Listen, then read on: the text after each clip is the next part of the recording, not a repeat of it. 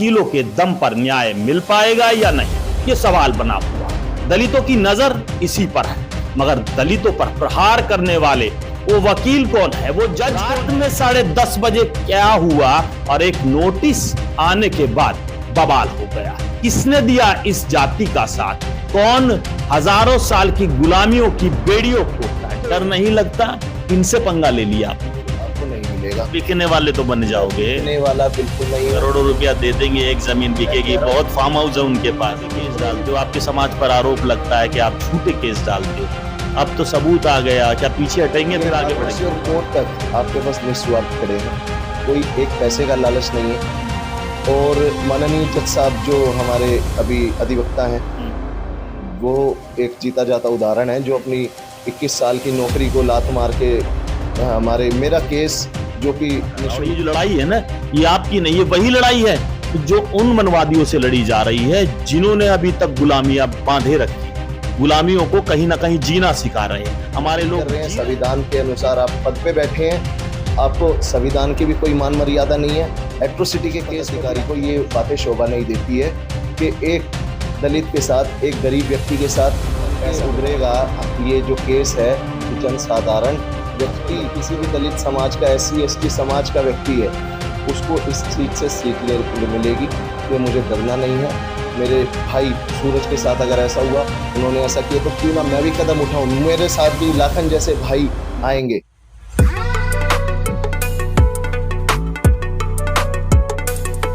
नमस्कार साथियों, आप देख रहे हैं पक्ष न्यूज, सत्य, निर्भय, निष्पक्ष, आपका न्यूज चैनल। जैसे कि आप जानते हो, दलितों पर प्रहार, कानूनी व्यवस्था में बैठे हुए वो चंद गिने चुने लोग अब जातियों को लेकर कहीं ना कहीं शोषण करते हुए नजर आ जाएंगे।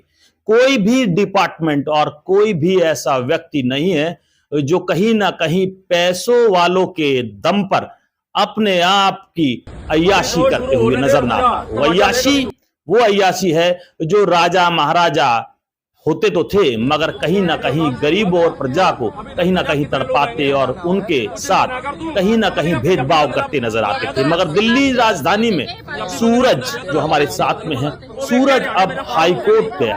हाईकोर्ट क्यों जाना पड़ा? हाईकोर्ट से कौन सा एक नोटिस आया जिसने सूरज की जिंदगी में नहीं, पूरे दलितों की जिंदगी में बवाल खड़ा कर दिया। यह मामला दिल्ली राजधानी का है और दिल्ली राजधानी पर सब दलितों की नजर, और दलित दबा कुचला इंसान जो सालों की गुलामी अभी तक झेलता आ रहा है। शायद दिल्ली राजधानी में ऐसे नेता और शायद दिल्ली राजधानी में ईमानदार वकील अगर निस्वार्थ भाव से समाज की सेवा करेंगे तो शायद वकीलों के दम पर न्याय मिल पाएगा या नहीं, यह सवाल बना हुआ है। दलितों की नजर इसी पर है, मगर दलितों पर प्रहार करने वाले वो वकील कौन है, वो जज कौन है, वो पुलिस कौन है, वो समाज के दलाल कौन है जो एक अकेले सूरज के पीछे पड़ गए हैं सिर्फ इसलिए कि वो इस जाति का है। गरीब है, अमीर होने की इच्छा जागी है, डॉक्टर इनके घर में है, वकील इनके घर में है, मगर फिर भी इस जाति को क्यों दबाया जा रहा है? चलिए बात करते हैं कि रात में 10:30 बजे क्या हुआ और एक नोटिस आने के बाद बवाल हो गया। किसने दिया इस जाति का साथ? कौन हजारों साल की गुलामियों की बेड़ियों को तोड़ के दिखाएगा? वकील या फिर इंसानियत के साथ इंसान जुड़े हुए कौन है वो लोग?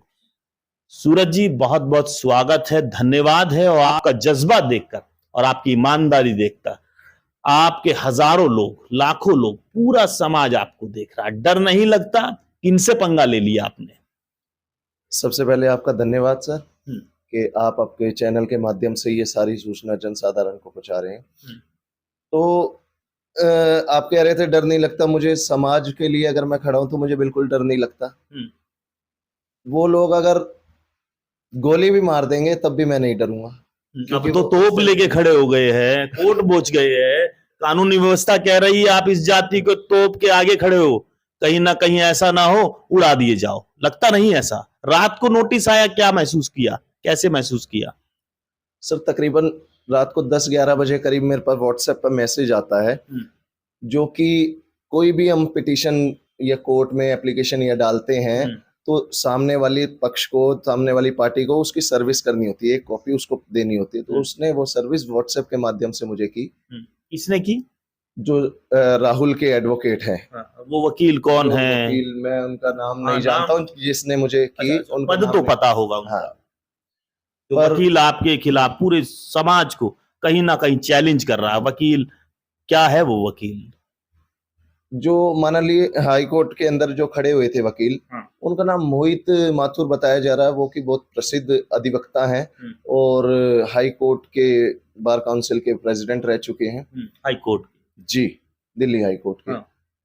तो मामला कुछ इस तरीके का था, जैसे ही मेरे को ये रिसीविंग हुई, मैंने तत्कालीन लखन जी से संपर्क किया। मैंने उनको बताया, लखन जी ऐसे ऐसे मेरे पास नोटिस आया कि रिट पिटीशन FIR क्वैश के लिए उन्होंने डाली है हाई कोर्ट में। क्वैश के लिए? जी, क्वैश का मतलब होता है FIR को खत्म करना, बिना के सबूत। हाँ।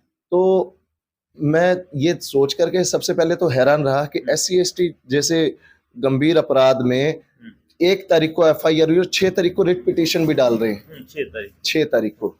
तो ये सीधा सीधा उनके रसूख को पॉइंट करता है कि उनके पास कितना रसूख है, कितने वो पैसे वाले हैं, कि एक जो अधिवक्ता, इस तरीके का अधिवक्ता, इस लेवल का अधिवक्ता है जिसकी केवल बात करने की फीस 1-2 लाख है, और जो स्टैंडिंग काउंसिल बन रहे हैं तो 8 से 9 लाख से कम तो उन्होंने लिए नहीं होंगे। तो इसके लिए मैं सबसे पहले लखन जी को धन्यवाद करता हूँ। उन्होंने माननीय संजीव कुमार जी से मेरे को मिलवाया, जो कि पूर्व न्यायाधीश रह चुके हैं। जी, 21 साल प्रैक्टिस करने के उन्होंने बाद प्रैक्टिस की और समाज के चिंतन के लिए, समाज के न्याय दिलाने के लिए उन्होंने उस नौकरी को लात मारने से वो पीछे नहीं हटे। पीछे नहीं, त्याग दिया है बहुत बड़ा त्याग है ये समाज के लिए। मैं ऐसे महापुरुष को सच नमन करता हूँ कि उन्होंने समाज का चिंतन किया, समाज के लिए आगे बढ़े। तो जज साहब जो थे, जो अभी हमारे स्टैंडिंग काउंसिल हैं, हमारे एडवोकेट हैं, माननीय संजीव कुमार जी, उन्होंने मुझसे, मैंने संपर्क किया कि सर ऐसे ऐसे ये मामला है। उन्होंने मेरे खिलाफ एक अटेम्प्ट टू मर्डर का चार्ज लगाया, एप्लीकेशन लगाई है, और 13 मल्टीपल चार्जेस जो उन्होंने एज अ क्रॉस के लिए मेरे पर बनाए हैं, जिनका जो बेबुनियाद हैं और जिनका कोई सबूत नहीं। अगर सबूत होता तो वो जरूर प्रस्तुत करते, और अभी मैं यहाँ नहीं बैठा होता, मैं जेल में ही होता। हाँ, क्योंकि वो इतने रसूखदार व्यक्ति है। परंतु कितना भी रसूख हो, कभी तो खाली होगा, और मैं डरने वाला नहीं हूँ। मेरी हिम्मत का तोड़ आपको नहीं मिलेगा। बिकने वाले तो बन जाओगे? बिकने वाला बिल्कुल नहीं हूँ। करोड़ों रुपया दे देंगे, एक जमीन बिकेगी। बहुत फार्म हाउस है उनके पास। कितने भी फार्म हाउस हो, धरती का जितना पैसा है मेरे आगे कर देंगे ना, मेरे समाज के आगे मुझसे बड़ा कोई नहीं है। आप तो झूठे केस डालते हो, आपके समाज पर आरोप लगता है कि आप झूठे केस डालते हो। अब तो सबूत आ गया, क्या पीछे हटेंगे फिर आगे बढ़ेंगे? ये बात का मैं आपको जवाब दे देता हूँ कि झूठे केस, देखिए कोई भी व्यक्ति इतना खाली नहीं है कि हम झूठे केस डालेंगे। जब उनके ऊपर एट्रोसिटी होती है, प्रताड़ना होती है, वो व्यक्ति तभी न्यायालय का दरवाजा खटखटाता है या पुलिस प्रशासन के पास जाता है। पैसों की तंगी होने के कारण, सोर्सेज ना होने के कारण, वो उन पे पलड़ा यही डाल दिया जाता है कि ये एक झूठा केस था। यही विडंबना बनी हुई है। पुलिस प्रशासन इसी का ही खेल खेल के हमारे समाज को झूठा ठहरा देता है, क्योंकि कई हमारे समाज के पास इतने सोर्सेज नहीं होते कि अच्छा वकील हायर कर सके, या हम पुलिस वालों पे थोड़ा सा दबाव बना सके। इतने पढ़े लिखे नहीं है, शिक्षा का अभाव भी आप कह सकते हैं, और इसी वजह से हमारे सारे केस झूठे हैं। अब तो ACP भी रिक्वेस्ट कर रहे हैं, खत्म कर दो केस, क्या फायदा? SHO साहब भी कह रहे हैं, कोर्ट में भी कह रहे हैं, और आप दावा कर रहे हो कि SHO पर कार्रवाई करवाएंगे, अधिकारियों पर कार्रवाई करवाएंगे। कैसे करवाएंगे? देखिए जी, मैं एक तो न्याय व्यवस्था पे पूरा विश्वास रखता हूँ, हमें संविधान पे न्याय व्यवस्था पर है, मगर जो बैठे हुए उन पर है। आज नहीं कल बदल जाएंगे, वो उन पे भी कार्रवाई की जाएगी। अगर वो इस तरीके के संगीन अपराध में उनका साथ दे रहे हैं, कार्रवाई की जाएगी। माननीय गवई साहब अभी हमारे चीफ जस्टिस ऑफ इंडिया बने हैं, मैं उन पे विश्वास रखता हूँ। अच्छा, आपके अपने आएंगे तो कार्रवाई होगी, अगर कोई और जाति का बैठा हो तो कार्रवाई नहीं होगी? अगर आप न्याय व्यवस्था की बात करें, जो सच्चा निष्ठावान व्यक्ति होगा वो कभी भी पक्षपात नहीं करेगा। जो उस कुर्सी पे बैठे, न्यायाधीश की कुर्सी एक ऐसी कुर्सी है कि एक गरीब को न्याय और जिसको ज़रूरत है न्याय की उसको ज़रूर न्याय पहुंचाते हैं, चाहे उनके पास भी आप करोड़ों रुपया पहुंचा दीजिए, उनको अपने ईमान से प्यारा कुछ नहीं होता। अच्छा, अब आप समझना, इस वीडियो को पूरा देखना, अभी तमाम मुद्दों पर बात होगी। क्या पता कब तक दलित के साथ ऐसा होता रहे। अभी सब पर आरोप लगते हैं कि गरीब दलित कहीं ना कहीं झूठे आरोप लगाता है, ये तो सवाल है, और सवाल के साथ जवाब भी इन्होंने दे दिया कि कहीं ना कहीं जानकारी का अभाव है। और मैं आपको बता दूं, जब पुलिस साथ नहीं देगी, न्याय साथ नहीं देगा, सबूत के साथ न्याय नहीं मिलेगा, तो अपराध बढ़ेगा। मगर अपराध बढ़ाने वाले कौन होते हैं? पैसों के दम पर इनको खरीदने की कोशिश की गई, पैसों के दम पर जमीन का कहीं ना कहीं वादा कर कर, कहीं ना कहीं धोष दिखाकर इन्हें दबाने की कोशिश गई। पुलिस भी कहीं ना कहीं इसमें मिलती हुई दिख रही है, मैं नहीं कह रहा, ये खुद बता रहे हैं। अब रात को नोटिस आता है और सुबह कहीं ना कहीं इन्हें कोर्ट जाना होता है। लाखों रुपए का वकील कहां से करेगा वो गरीब दलित, जिसको कहीं ना कहीं संविधान से अधिकार मिले, मगर अधिकारों की डकैती करती हुई वो कहीं ना कहीं पुलिस सामने खड़ी हो जाती है। वो पुलिस सामने खड़ी हो जाती है जो अपने धर्म, अपने कर्तव्य, अपने उस बलिदान को देने में सक्षम नहीं है, सिर्फ बलिदान लेने में वो कहीं ना कहीं प्रहार जाति पर करती हुई नजर आती है। अब जानते ये है कि रात को आपने क्या सोचा, क्या वो समय रहा होगा, क्या सोच रही होगी, कितने डरे होंगे और कितने आगे बढ़े होंगे। रात को नोटिस आने के बाद हाई कोर्ट का, तो आपको कैसे लगा? आप समाज की वो लड़ाई लड़ पाएंगे, जीत पाएंगे, चल पाएंगे, जिसमें कोई समाज के व्यक्ति हजार तो खड़े हो जाते हैं, मगर न्याय के लिए कोर्ट में जाने के लिए कोई तैयार नहीं होता। जैसे ही मेरे पास ये नोटिस आया, एक जनसाधारण होने के नाते मैं भी थोड़ा सा घबराया, परंतु मुझे लाखन जी हैं हमारे, मुझ पर उन पर पूर्ण विश्वास है। उन्होंने मुझसे सिर्फ और सिर्फ एक बात कही थी जब वो आए थे कि सूरज भाई, हम रोड से और कोर्ट तक आपके पास निस्वार्थ खड़े हैं, कोई एक पैसे का लालच नहीं है। और माननीय जज साहब जो हमारे अभी अधिवक्ता हैं, वो एक जीता जाता उदाहरण है, जो अपनी 21 साल की नौकरी को लात मार के हमारे मेरा केस जो कि निशुल्क वो लड़ रहे हैं, पैसा नहीं दिया। बिल्कुल ये सच्ची बात है ना। ये सच्ची देखिए, बात समाज आप पर पूरा भरोसा कर रहा है, और ये जो लड़ाई है ना, ये आपकी नहीं है, वही लड़ाई है जो उन मनवादियों से लड़ी जा रही है जिन्होंने अभी तक गुलामियां बांधे रखी है, गुलामियों को कहीं ना कहीं जीना सिखा रहे हैं। हमारे लोग जी रहे हैं गुलामी में, फिर भी कहीं ना कहीं बोलने के लिए तैयार नहीं। आपने जज्बा दिखाया है, तो अब ये बताइए कि वो समय तो निकल गया, कोई धमकी आ रही है या धमकी से डर लग रहा है? पैसे वाला क्या नहीं करवा सकता? सबूत मिटवाने के लिए क्या नहीं कर सकता? जेल पक्की करवाएंगे, पुलिस के खिलाफ भी आंदोलन। अच्छा, जो आप देखते थे पहले हमारे साथ कितनी रूढ़िवादियां थी, राजा महाराजे अत्याचार करते थे, बकायदा हम ही राजे महाराजे, हम मूल निवासी थे। और अब 2025 का दलित, आज हमें ये मौका मिला है, बिल्कुल ये हमें मौका मिला सबक सिखाने का, सबक सिखाने का, और हम सबक भी सिखाएंगे, उसको जेल में भी डालेंगे। कितना भी बड़ा रसूखदार है वो, मुझे कुछ भी करवा सकता है वो रोड पे। और रही बात धमकियों की, धमकी अभी मुझे आई, काफी आई, और मेरे को इतना। अच्छा, आप किससे बताओ धमकी आए? तो वो तो सुन ही नहीं रहे जिनको धमकी क्यों कहीं दबाना आता है, रोकना आता है।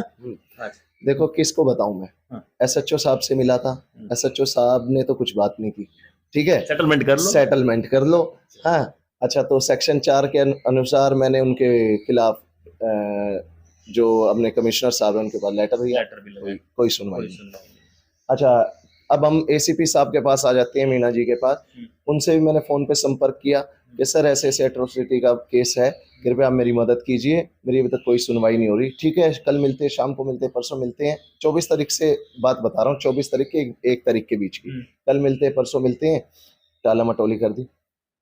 मैं फिर डीसीपी ऑफिस गए, डीसीपी ऑफिस, वहाँ पीयूष जैन जी थे, जॉइंट डीसीपी, तो डीसीपी साहब नहीं थे, वेस्ट जॉइंट डीसीपी थे। उन्होंने भी, हाँ ये तो समाज है, ये बातें होती रहती हैं, मीठी चुपड़ी बातें, आश्वासन दे करके, वही मनुवादियों वाली सोच, ये आश्वासन दे के भगा दिया। आप एक काम कीजिए, मैं उनको, मीना साहब जो हमारे एसीपी हैं, उनको मैं फ़ोन करता हूँ, तत्काल मिलिए। मैं मिला उनसे, उन्होंने भी मुझसे यही कहा, मैं अभी बुलाता हूँ उनको, मैं टाइट करता हूँ। क्या यार आप इस मामले में टाइट करोगे, हैं, या तो आप सीधा सीधा भारतीय न्याय व्यवस्था से आप खेल रहे हैं, भारतीय कानून से आप खेल रहे हैं, संविधान पे आपका विश्वास नहीं है, आप संविधान की नौकरी कर रहे हैं, संविधान के अनुसार आप पद पे बैठे हैं, आपको संविधान की भी कोई मान मर्यादा नहीं है। एट्रोसिटी के केस में भी आप क्या आप देखेंगे, टाइट करेंगे? तो ये बहुत ही शर्मनीय बात है, मैं कड़े शब्दों में उनकी निंदा करता हूँ। और ऐसे व्यक्ति को, ऐसे पदाधिकारी को, वरिष्ठ पदाधिकारी को ये बातें शोभा नहीं देती है कि एक दलित के साथ, एक गरीब व्यक्ति के साथ ऐसा व्यवहार करे। अच्छा, आपके साथ ऐसा हो रहा है, प्रैक्टिस कर रहे हो वकील की, तो और लोगों के साथ कितना शोषण होता होगा। अब कहीं ना कहीं ये आवाज पूरे भारत में उन गरीबों के तक पहुंचनी चाहिए जो पैसों को कहीं ना कहीं, जो तवज्जो देने वाले लोग उन पैसे के दम पर गरीबों का कहीं ना कहीं शोषण कर लेते हैं, शिकार बना लेते हैं और उनके घर में जाकर नहीं, उनके दिलों में जाकर लूट मचा देते हैं। तो कहीं ना कहीं सबक मिलेगा आपके दम पर। देखिए जी, मीडिया का जमाना है, आप बैठे हैं और मीडिया एक ऐसी चीज है जिसको हम डेमोक्रेसी का चौथा पिलर मानते हैं।